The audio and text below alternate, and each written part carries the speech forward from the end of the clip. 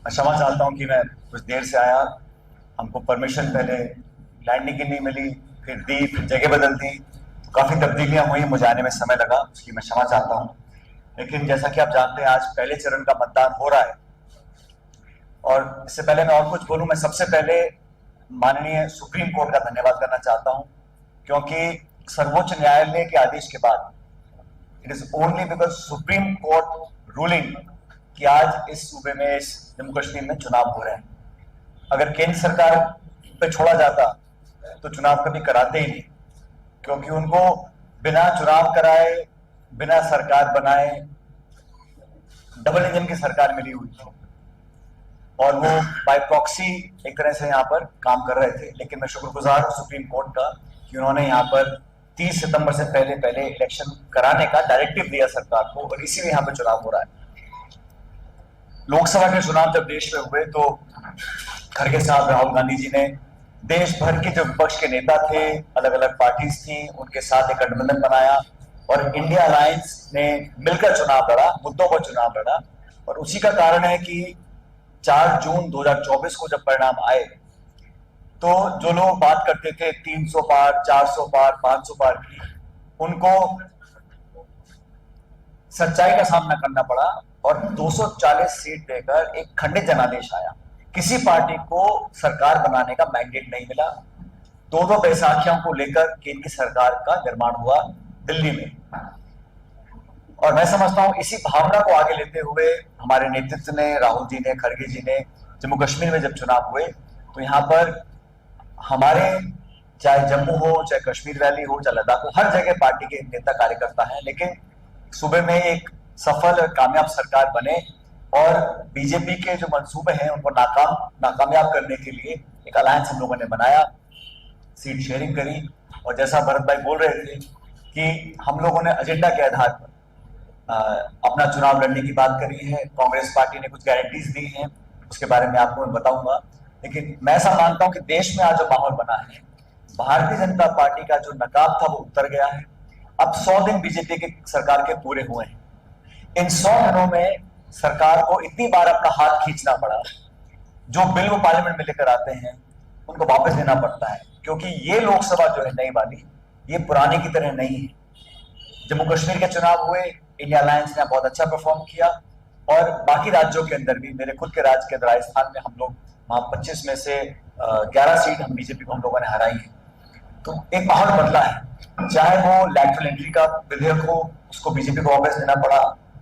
वक्फ board की जमीनों पर एक बिल लेके आने वाले थे, उसको वापस लेना पड़ा। तो हर जगह उनको रोल बैक करना पड़ रहा है। वो इसलिए क्योंकि जो अंदरूनी खींचतान भाजपा की है वो सामने आ रही है। इस चुनाव में जो बीजेपी की सरकार ने किया, इतने बड़े राज्य का जो हम सब की शान था ये जम्मू कश्मीर, इसका स्टेटहुड जो इन्होंने बिना वजह से छीना। और हमारा अलायंस और हमारी पार्टी का संकल्प है कि हम जल्द से जल्द फुल स्टेटहुड रिस्टोर करेंगे, क्योंकि ये लोगों के मान सम्मान, लोगों की प्रतिष्ठा, लोगों के जमीर और सेल्फ रिस्पेक्ट से जुड़ा मुद्दा है। और बीजेपी ने कहीं ना कहीं खिलवाड़ किया है जम्मू कश्मीर के लोगों के भावना के साथ और उनके मान सम्मान के साथ। तो हमारा ये एजेंडा बड़ा स्पष्ट है, बड़ा क्लियर है कि फुल स्टेटहुड हम लोग रिस्टोर करवाएंगे सरकार बनने के तुरंत बाद। बीजेपी ने लोकसभा चुनाव हुए तो तीनों सीटों पर कोई उम्मीदवार नहीं दिया। तो 4 महीने बाद ऐसा क्या हुआ कि अब यहां पे आप कैंडिडेट लड़ा रहे हैं। वो तो बड़ा चुनाव था, बड़ी सरकार का गठन था, उस समय बीजेपी ने एक भी अपना कैंडिडेट नहीं उतारा।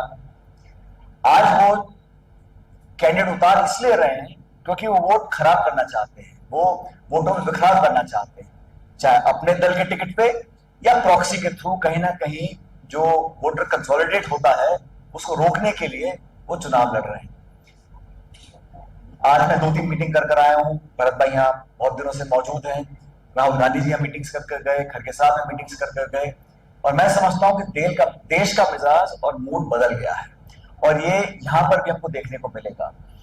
हरियाणा के अंदर, जम्मू कश्मीर के अंदर बीजेपी लगातार बैकफुट पे आ रही है, प्रचार में, अपने प्रोपेगेंडा में, अपनी बात रखने में।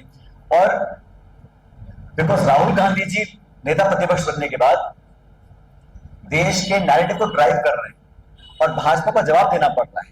आज देश में चिंता लोगों के जहन में क्यों फैल गई कि सरकार अगर भाजपा की पूर्ण बहुमत की बनती तो संविधान से छेड़छाड़ होता, आरक्षण से छेड़छाड़ होता। और ये सफाई उनको देनी पड़ती क्योंकि उनकी पार्टी के लोगों ने कई बार क्लेम किया कि हम 400 सांसद लेकर आएंगे तो कॉन्स्टिट्यूशन को बदलेंगे, और आज तक उसकी सफाई दे रहे हैं। अब जब भाजपा पिछड़ रही है जम्मू कश्मीर के प्रचार में, यहां पर उनका कोई वजूद नहीं है, इसलिए वो अब राहुल गांधी जी को अटैक करना चालू किए। जिस भाषा का प्रयोग किया, केंद्र सरकार के मंत्री ने राहुल गांधी जी को टेररिस्ट बोला। मैं समझता हूं बीजेपी के शीर्ष नेतृत्व को और भारत सरकार को माफी मांगनी चाहिए। एक संवैधानिक पद पर बैठा व्यक्ति जो इंडिया अलायंस और देश का एक नेता है, नेता प्रतिपक्ष है, देश की आवाम की आवाज है, उसके खिलाफ इस प्रकार के बोल बोले जा रहे हैं। एक बीजेपी के एमएलए हैं दिल्ली के, उन्होंने मारवा, उन्होंने क्या राहुल गांधी जी के बारे में बोला? उन्होंने कहा, धमकी दी कि जो हाल इंदिरा गांधी जी का हुआ था वो आप काम कर देंगे। मुझे खेद इस बात का है कि इस पर भाजपा ने कोई एक्शन नहीं लिया, उनको पार्टी से बर्खास्त नहीं किया। शिवसेना के एमएलए हैं मुंबई में, उन्होंने कहा राहुल गांधी की जीप काटो, मैं 11 लाख रुपए का नाम दूंगा। इस प्रकार की भाषा का बोल रहे हैं। It is a criminal offence and I am surprised the government of the day और the BJP does not have the conscience to call out such people and dismiss them from the party. हम लोग legally भी लड़ेंगे, लेकिन इस प्रकार की जो वाहियात बातें बोली जा रही है वो इसलिए बोली जा रही है कि पॉलिटिकली एक फ्रस्ट्रेशन सेट इन हो गया बीजेपी के अंदर।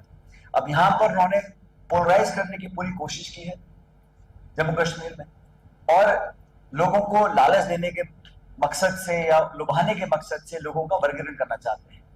अब ये इतना खुशहाल हमारा जम्मू कश्मीर था, इसमें हर मजहब के लोग, हर धर्म जाति बिरादरी के लोग, हर बोली के लोग रहते थे, प्यार अमन चैन से रहते थे। अब यहाँ पे सबूत छोड़ने की शुरुआत कर दी है। कभी डोगरा का बकरवाल, गुजर, पहाड़ी, हिंदू, मुसलमान, जानबूझ के, ताकि जो वोटिंग हो वो लोग जज्बात में अपना वोट जाहिर कर दें। लेकिन मैं समझता हूं कि यहाँ के लोग बहुत समझदार हैं। हमारी पार्टी की जो गारंटीज है, जो मैनिफेस्टो हम लोगों ने बनाया है पार्टी का, वो हम लोगों ने लोगों का ध्यान रखते हुए, किसी एक व्यक्ति को यहाँ पर कोई जरूरत पड़े इलाज की, अस्पताल की, तो हमने 25 लाख रुपए तक का उसका मेडिकल बीमा की घोषणा करी अपने घोषणा पत्र के अंदर। एक लेडी जो हाउस होल्ड की महिला हेड होती है, उसके खाते में 3,000 रुपए का डालने का हमने कमिटमेंट किया है।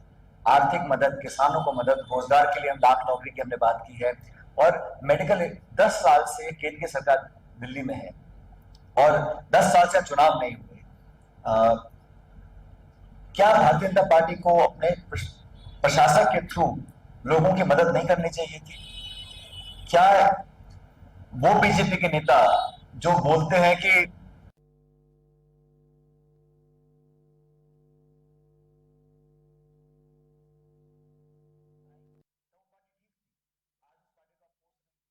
यूज एंड थ्रो वाली पॉलिसी है भारतीय जनता पार्टी की, लेकिन मैं इस बात को समझ सकता हूं कि वो खुद लड़ नहीं पा रहे हैं